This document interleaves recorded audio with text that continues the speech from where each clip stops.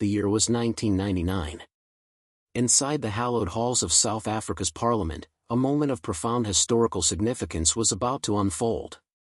Vice President Thabo Mbeki stood before the assembled leaders, preparing to bid farewell to a man who had become more than a president. He had become a symbol of humanity's triumph over oppression. Nelson Mandela, affectionately known as Madiba, sat listening as his successor prepared to address not just the room, but history itself. The air was thick with emotion, weighted by the knowledge that an era was ending. But this wasn't a eulogy, it was a passing of the torch, or recognition that the struggle never truly ends, it simply transforms. Mbeki looked out at the faces before him, heroes, survivors, freedom fighters who had walked through fire. And he began to speak of a journey that transcended one man's life, reaching back through centuries of resistance and hope. "You have walked the road of heroes and heroines whose pain you bore," Mbeki declared, his voice resonating with the weight of history. Mandela's path wasn't unique in its suffering, it was unique in its completion. Countless others had marched before him, had felt the same fear, had stared into the same abyss of oppression. But Mandela had done something extraordinary. He had conquered that fear while keeping his humanity intact. Mbeki painted a picture of a man who marched at the front when comfort beckoned from the middle ranks. A man who laughed to fight a river of tears, who cried to convey a story of joy. This was the paradox of Mandela, finding light in the darkest places, turning suffering into strength. But now, Mbeki explained, Mandela was leaving this sacred place not to rest, but to join a different detachment of the same army. The battle continued, just on different terrain. For a freedom fighter, there is no retirement, only new frontiers. The circumstances of Mandela's birth should have condemned him to obscurity.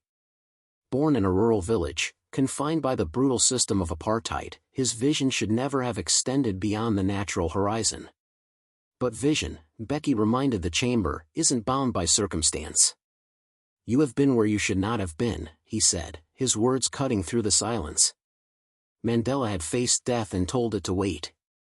He had dwelt in the dark dungeons where freedom itself was denied, a nightmarish irony, imprisoned for fighting for the very thing humans are born possessing.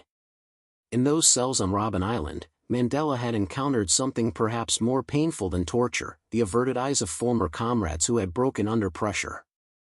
Mbeki's voice grew softer as he described those ghost-like presences, the whispers of conscience that haunt every movement, repeating endlessly, "I am the conscience you denied a home." The question that tormented Mandela wasn't about others, it was about himself.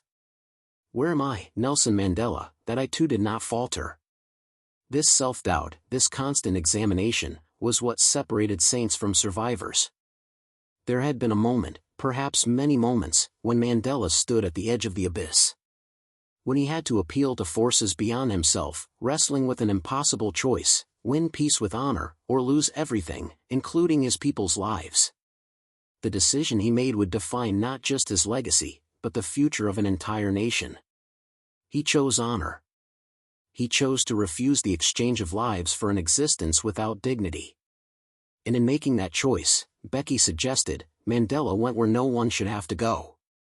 The apartheid government had proclaimed him an enemy of the state, bearing the full weight of institutional oppression. But here was the remarkable thing, Mandela had to convince his enemies that his story was true, and it was hard to believe because it was true. How could a man emerge from 27 years of imprisonment without hatred in his heart? How could he speak of reconciliation rather than revenge? The sunlight of his spirit, Mbeki explained, didn't fail to speak of hatred and death, it chose not to. Because Mandela prayed that blinding light would tell those whose ears would not hear, "I love you as my own friends and relatives." Mandela never wanted to be a saint. All he ever thought of himself was as a good foot soldier for justice and freedom. But the world, and history, had other plans. Mbeki spoke of how Mandela had to carry the mantle of sanctity when he never sought it. The burden of being mythologized while still human, still flawed, still doubtful. Yet despite everything, and because of everything, South Africa was blessed. For centuries, our African sky has been dark with suffering and foreboding, Mbeki proclaimed. But because we never surrendered, for centuries the darkness of our African sky has been illuminated by the light of our stars. He invoked the memory of the Khoikhoi victory in 1510 at Table Bay, when they defeated the Portuguese Admiral Francisco de Almeida. He spoke of their leader, who became the first political prisoner on Robben Island, a cruel foreshadowing of Mandela's own fate centuries later. These heroes and heroines, Mbeki explained, came and went from generation to generation, each taking their place as stars in the African sky. Among them were names both black and white, human beings whose only fault was striving to live as human beings.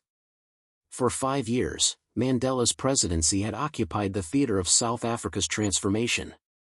The drama was fast-paced, breathtaking, with the breath of something new constantly upon their brows.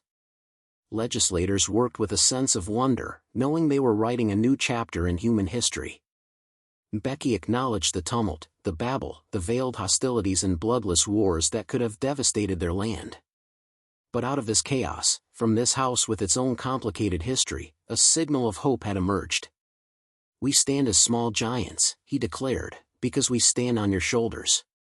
The choice facing the new legislature was clear: do the right thing, or condemn themselves to carrying forever the burden of having insulted all the sacrifices made by those who came before. Unlike the representatives of the Batavian Republic of Holland who arrived at the Cape in 1802, preaching civilization while practicing oppression, this new South Africa would choose a different path. Mbeki quoted the ironic instructions given to those Dutch colonizers: "Teach the natives our arts but not our corruption, our morality but not our vices, our sciences but not our dogmas." The hypocrisy had been baked into colonialism from the start, and not its abuses. After a long walk, they had arrived at the starting point of a new journey.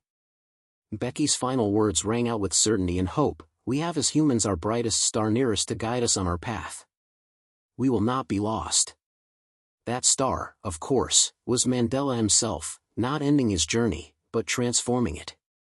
Moving from the presidency to become something perhaps more powerful, a living reminder of what humans can achieve when they refuse to surrender their humanity, even in the face of inhuman systems.